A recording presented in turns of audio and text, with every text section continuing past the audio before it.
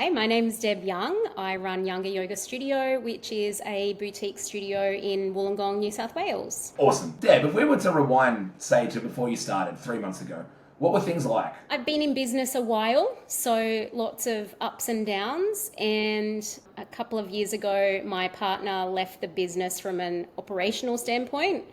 And I knew that I needed some accountability and someone to kind of just help me know what to focus on, bounce ideas off, and just get shit done. So when you did come on board though, what were you hesitant about before joining? What happened when you took action? I was hesitant about whether it would be a good fit because obviously, Why did you think that? the yoga world, it's not really kind of known for hustling and for moving at a certain pace, which I know you guys are all about that. So I was a little bit scared about that. Took action, like any business owner, there's always a million things happening. So I actually signed up in a week where we were going away on a business retreat I was holding a retreat. So it wasn't like the most convenient time to sign up, but I remember. straight away I could tell the pace was going to be different, was going to be good, and kind of just drive me to taking action instead of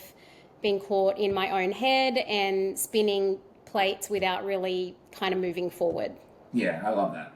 And so, you've had some really good results so far. There's been some challenges, but you've had some really good results so far. What are the three biggest things that you've installed so far that have made the biggest difference? It doesn't have to just be when it comes to leads and sales. It can just be things that we're working with mindset development systems as well. What have you found? So Separation Sunday, I sometimes don't get to it till Monday if I'm 100% honest, but just carving that time out on my weekend or the very beginning of the week to make sure that I'm clear on what my kind of goals are going to be, because I'm a mum, I have two kids, I'm mum's taxi from 4 o'clock in the afternoon every single day, still working in the business. So I often do feel pulled in a lot of directions, and just having that clarity at the beginning of the week to say there's a million things I could be doing, but here's what I'm going to focus on to move the needle. So that's probably one thing. I got that from actually just listening to the podcast. So I actually tried that for a week before signing up, and I was like, actually, this really worked this week. So that was one thing. The kind of 5 call outs a day. So just being intentional about following up on leads that might have come through a little while ago, or people that have fallen off the wagon. We have quite a big database. So just that, that's pretty easy. And, we've already kind of welcomed back people that had taken a long break just from reaching out.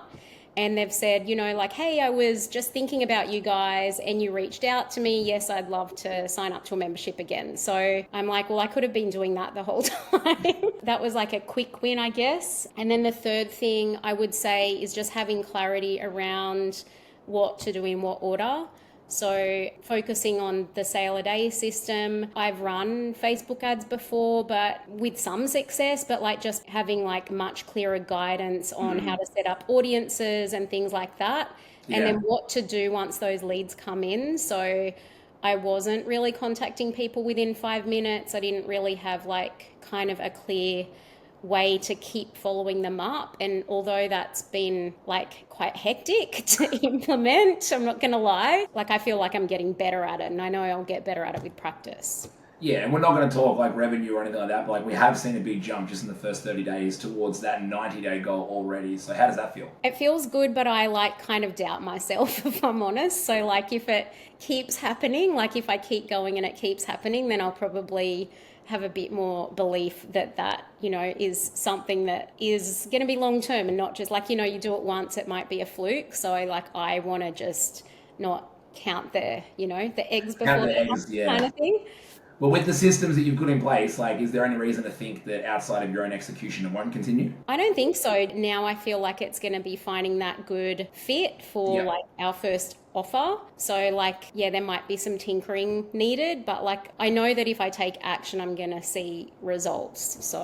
And what about any unexpected benefits of being part of Geronimo and $1 Million Studio? What else has popped up? Just pushing me to make the most of resources that are already under my nose. But in terms of the community, I do well with structure. So having structured weekly catch-ups is really good. Yeah, just having that personal Slack channel to go, like the shit's hit the fan on my ad copy, or like Facebook just ate my Yes, my ad. entire Where it campaign. is at 10 o'clock at night. Like, obviously I don't expect you guys to be on there at all hours, but it is good to have kind of that one-on-one support, because sometimes like what you're going through isn't the same as someone else who's at a different stage of business or whatever. Yeah.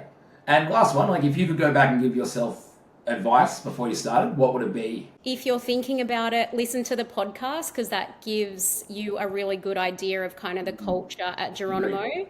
And I know when I kind of first looked into you guys, I turned up with maybe like a poor attitude. So like, yeah, just kind of it actually gave me a bit of a reality check as well. Like, yes, I've been in the game for a while, but you still need to have the right attitude and turn up without being negative energy. So Yes, I heard Dozer gave you a bit of a hard time that first time. he just kind of fobbed me off, and I was like, that actually made me more I determined. love it. Deb, thank you. Thank you.